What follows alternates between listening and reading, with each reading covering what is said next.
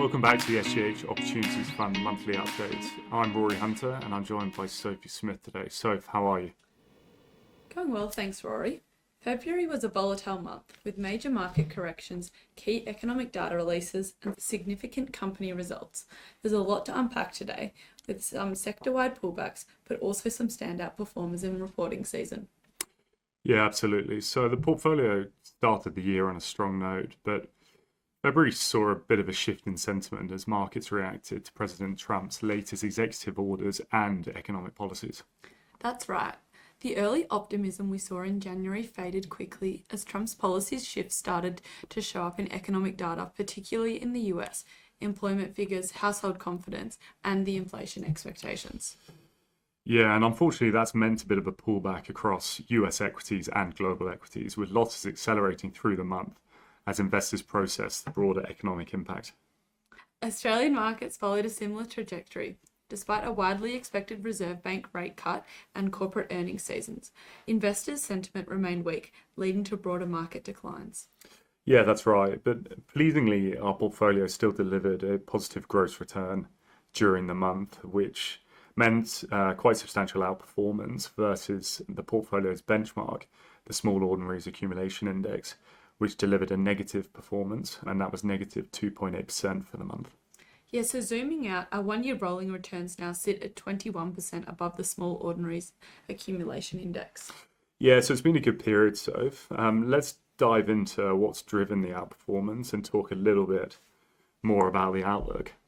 Let's talk about the small caps end of the market first. For small caps to continue leading large caps, we'll need to see a few things. First of all, a downturn in large cap earnings. And we're actually starting to already see this come through.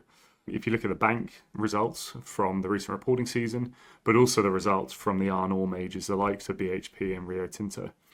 We'll need to see more M&A activity, particularly from international buyers, which comes as validation of cheap valuations that we're seeing down our end of the market.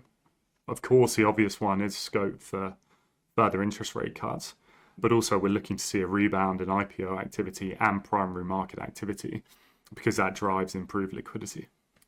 And the good thing for small cap investors is we're starting to see these trends emerge. That's right. Let's dig into some of the individual company snapshots and highlights from reporting season. The first one we're going to speak to is Energy One, which was one of the best portfolio performers during February. So as a bit of a recap for investors who aren't familiar with the stock, Energy One provides software and services for wholesale energy trading, risk management, and logistics. It primarily serves electricity, gas, and renewable energy markets in Australia and Europe in particular. This is a company with a really, really strong competitive position, and the solution that they offer is becoming increasingly strategic. Yeah, so their first half results that they reported in February were outstanding. So revenue was up 14% on last year, and their EBITDA number was also up 48% on last year's result. Yeah, so that's a really big jump in profitability, and pleasingly it reflects the operating leverage kicking in following a period of investment. The company has now provided medium-term guidance as well. So they're targeting revenue growth accelerating to 15 to 20% and cash EBITDA margins reaching 30% as well. Yeah, so by our forecasting, we think that could take them to a cash EBITDA number of about 25 million in FY27.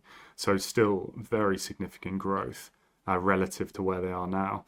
Despite a 30% rally in the stock this month, it's still only trading at 15 times FY25 EBITDA, which importantly is much cheaper than its larger peers. So another standout performer during the month was Southern Cross Electrical, which rallied almost 20% after a very strong first half result. Again, as a reminder, Southern Cross Electrical Engineering provides electrical and maintenance services to the resources, infrastructure, and commercial sectors. There's an accelerating tailwind for the business from data center build out across the country, but also electrification of the economy. And their revenue came in at a record 397 million in February. So with infrastructure projects making up 63% of that total, which is really important to see. Yeah, so a major highlight of that result was the delivery of the Collie Battery project in WA. This was originally awarded to Southern Cross in May 2024, and it was a $160 million contract. The project has now actually been expanded to nearly 200 million and is currently operating at peak activity levels. Meanwhile, Southern Cross's data center segment is also growing exponentially. Revenue from data centers has increased from an average of 20 million per year in financial year 19 to 23 to now being a projected 120 million for this financial year. Yeah, and additionally, management have highlighted that the pipelines are really strong. So you've got a $500 million pipeline of upcoming projects. As a good opportunity for us, Southern Cross is still trading at a discount, even though their earnings continue to rise and management continue to demonstrate solid execution. So now moving to another core portfolio holding, that's Biotech, Helix Pharmaceuticals, which delivered another exceptional result.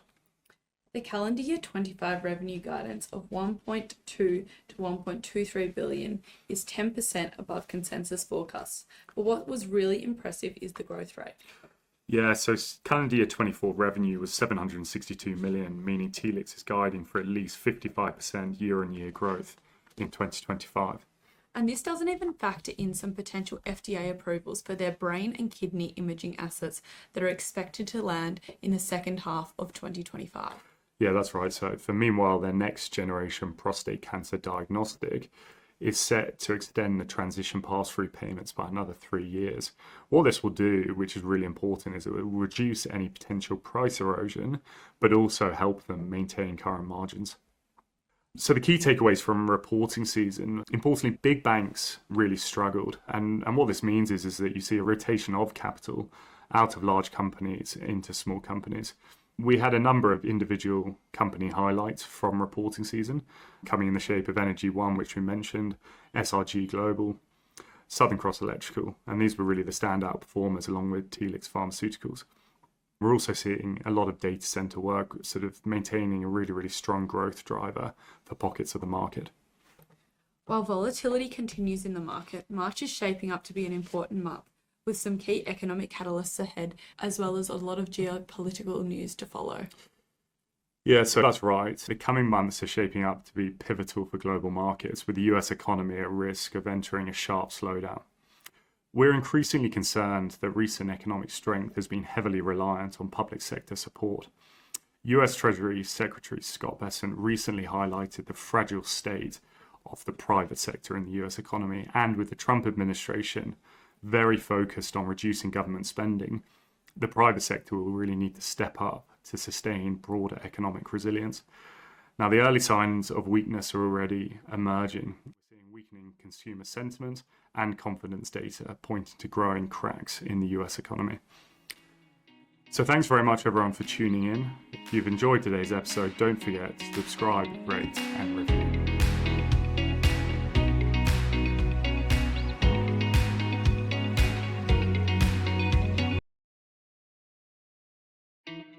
Equity Trustees is the responsible entity for the fund mentioned in the podcast. This podcast has been prepared by SGH Company to provide general information only and is not intended to take the place of professional advice. It does not take into account the investment objectives, financial situation, or particular needs of any particular person. Neither SGH, Equity Trustees, nor any of its related parties provide any warranty of accuracy. Past performance should not be taken as an indicator of future performance. You should obtain a copy of the information memorandum before making a decision about whether to invest in this fund.